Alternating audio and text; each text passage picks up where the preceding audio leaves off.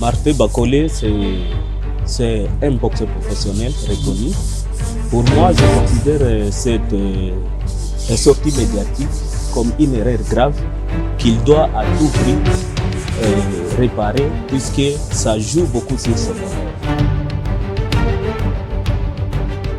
Mesdames et messieurs, vous êtes sur Kivu Morning Post TV. Merci pour votre fidélité. Vous le savez, les boxeurs professionnels congolais Martin Bakolé aurait menacé de changer même sa nationalité puisque abandonné à son triste sort par l'État congolais selon ses propos.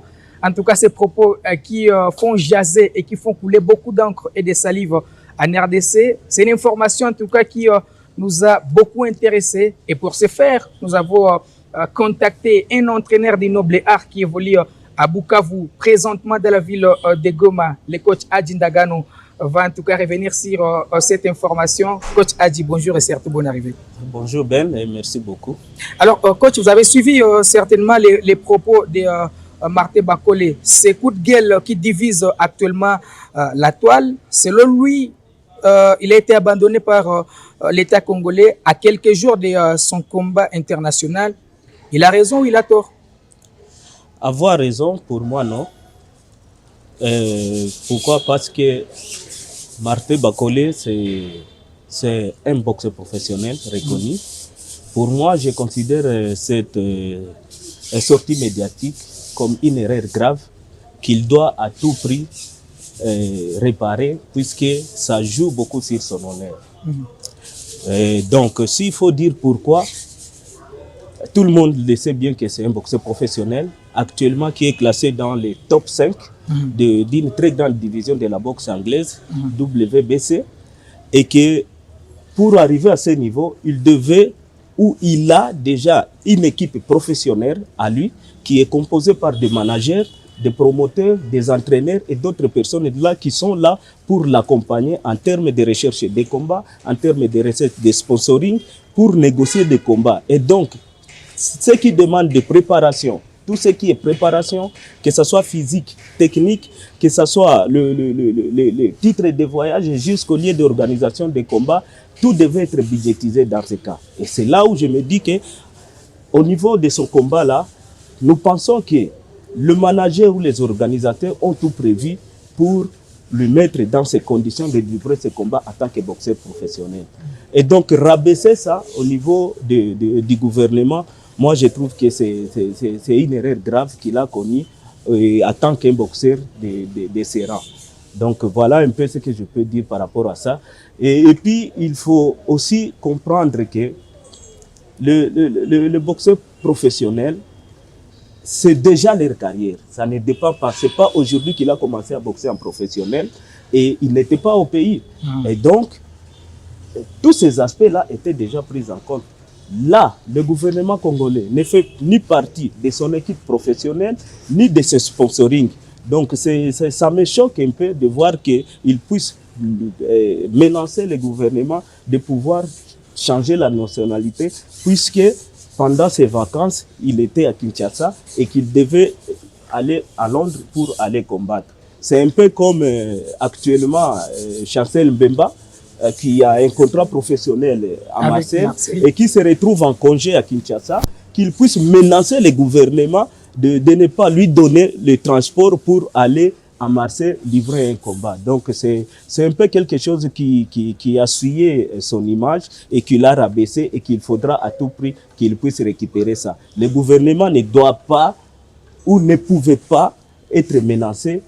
Et par rapport à ce qui se dit, par rapport à quelque chose comme un montant costaud que le gouvernement aurait déboursé par rapport à ça, moi je pense que ce n'est pas une bonne manière de faire et que ça ne peut pas passer parce qu'on sait que le gouvernement a encore des arriérés de boxeurs amateurs qui ont représenté le pays au niveau des compétitions internationaux et dont le gouvernement doit encore désarriérer par rapport à leurs primes. Donc ça peut choquer et ça énerve tout le monde. Est-ce que ça ne va pas jouer même sur sa prestation psychologiquement? Bon, je pense qu'il s'est mis en difficulté lui-même. Il s'est mis en difficulté parce que tel que la toile s'enflamme par rapport à ça, Et il y a même des boxeurs qui commencent à menacer, à parler du mal à lui. Moi, je pense que s'il n'arrive pas à corriger le plus tôt possible, ça risquerait aussi de jouer sur sa psychologie au niveau de ce combat-là qui va de boxer. Les boxeurs amateurs sont au Maroc pour une compétition internationale. Plusieurs boxeurs, d'ailleurs, ont atteint les derniers carrés au pays, au Maroc. Alors, est-ce que ces boxeurs étaient aussi dans de bonnes conditions, puisque quand c'est un boxeur professionnel qui fait un coup de gueule, surtout pour sa préparation. Au moins, vous avez eu le temps de causer avec certains boxeurs qui sont au Maroc. Oui, bon, au-delà d'affirmer que d'abord pour Maputo, en Mozambique, lors du championnat africain, jusqu'au jour d'aujourd'hui, le gouvernement doit presque 65% de primes, de cagnottes de primes qu'ils doivent être bénéficiés. Et pour la participation au Maroc, je peux affirmer que nous avons, c'est depuis avant-hier que hier, je crois, le gouvernement a donné les moyens de transport pour le retour et que jusqu'au jour d'aujourd'hui, ces boxeurs n'ont pas encore bénéficié de leurs primes de participation au niveau du Maroc. Je ne saurais pas donner beaucoup plus d'éléments par rapport à l'ensemble des prises en charge et de la préparation jusqu'à présent parce qu'on n'a pas assez d'éléments. Mais on peut se dire que ces boxeurs-là, il y a des arriérés pour les championnats de Maputo et aussi les primes ne sont pas encore versées pour la participation au championnat mondial du Maroc. Entre l'encadrement des boxeurs professionnels et amateurs, qu'est-ce qui est prioritaire à l'État congolais? À l'État congolais, c'est le devoir d'encadrer ou d'accompagner les boxeurs amateurs. Pourquoi? Parce que les boxeurs amateurs représentent le pays. Ils sont envoyés par le gouvernement et qui n'ont pas encore commencé à faire des carrières professionnelles. Et donc, c'est le gouvernement qui a le devoir d'accompagner ces boxeurs amateurs qui représentent, qui jouent des championnats ou des compétitions au niveau extérieur au compte de la RDC. Et donc, c'est là où que nous disons que ce sont eux qui doivent être priorisés par le gouvernement congolais. Pourquoi? Parce que s'ils arrivaient à passer l'étape amateur vers l'étape professionnelle, par rapport à ce qu'ils auront à gagner, d'abord, ils vont dépendre de leur vie, sans pour autant passer par le gouvernement, ce que nous reprochons à Bakole, parce que tout le monde les connaît ça. Et ils vont commencer à vivre de leur activité professionnelle de la boxe anglaise. Et peut-être que par rapport à ce qu'ils auront à gagner, ils vont encore investir dans la jeunesse pour aider le gouvernement à pouvoir encadrer les boxeurs. Alors, coach, pour finir, on va parler de votre club TBT, The Best Team, un club de Bukavu. Comment évolue d'abord votre club, puisque la dernière fois où j'étais à Bukavu, c'était pour les galas de boxe et que vous-même, vous avez patronné. Est-ce qu'il y a déjà des projets pour 2023?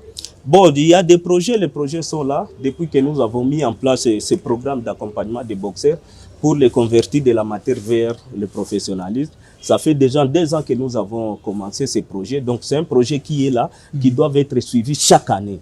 Chaque année, c'est-à-dire qu'on a commencé par expérimenter quelques boxeurs en semi-professionnel, ça a tenu et qu'on les a confirmés par rapport à l'activité dont vous parlez de l'année passée, où on a converti 3 boxeurs amateurs en semi-professionnel, enregistrés sur l'espace Boxerec. Et donc, il faudra maintenant continuer à consolider ça pour les donner beaucoup plus de valeur marchande par rapport aux prestations. Et donc, pour cette année, nous sommes encore là. Nous sommes en train de planifier parce que ça doit se faire, mais peut-être qu'on aura un peu de difficultés parce que nous avons toujours choisi le mois de juillet et qu'il y a des contacts extérieurs qui nous arrivent et donc que nous sommes en train de suivre. Mais au-delà de ces boxeurs masculins, nous avons une boxeuse, Lydia Bonga, voilà, Lydia. Avec qui nous sommes en train de travailler sur un combat semi-professionnel. Okay, d'évaluation aussi pour voir si on peut l'intégrer. Et donc, au courant du mois de mars, Lydia Bonga va devoir vers le mois de la femme. Mois de la femme va devoir affronter Daniela de Goma. Et donc, les précisions vraiment viendront après. Pour les garçons, il y a Tony Kampepe qui est sollicité à Kinshasa et ailleurs. Et donc, nous attendons que ces démarches puissent s'achever pour essayer aussi d'organiser maintenant pour les comptes du club. Donc, c'est un projet qui est là, qui est étalé pour plusieurs années. Et donc, chaque année, nous serons toujours présents. Donc, les clubs évoluent bien quand même, il y a un peu de soucis par rapport à notre charge professionnelle, mais les clubs se portent bien. Pour finir, un message à tous ceux-là qui vous soutiennent avec TBT. Bon, nous les remercions, plus particulièrement les managers Sokos et l'espace Tanla d'Or et tous les hommes des médias, parce que ce sont eux les premiers sponsors du club. Et nous pensons qu'ils vont devoir aussi nous accompagner à Goma, parce qu'avec le club TIG, nous avons commencé aussi à travailler sur un projet, parce que nous ne sommes pas seulement à Bukavu, mais nous sommes à Goma. Et je pense que c'est le même projet, on va devoir étaler ça sur Goma, au niveau du club TIG. Et donc, je suis en train de demander à tout le monde de pouvoir nous accompagner dans ce sens-là, pour voir si on peut encore aider aussi les boxeurs de Goma à pouvoir quitter de la boxe amateur vers la boxe professionnelle. Allez, merci beaucoup coach, ça a été un plaisir. C'est moi qui vous remercie. Allez, merci à tous les internautes de Kivu Morning Post TV. Vous êtes encore nouveaux. N'hésitez pas de vous abonner. Prochainement, on va recevoir un autre sportif. Si ça ne sera pas un boxeur ou un entraîneur, ça sera peut-être un footballeur, puisque Kivu Morning Post TV va rester la référence des émissions sportives.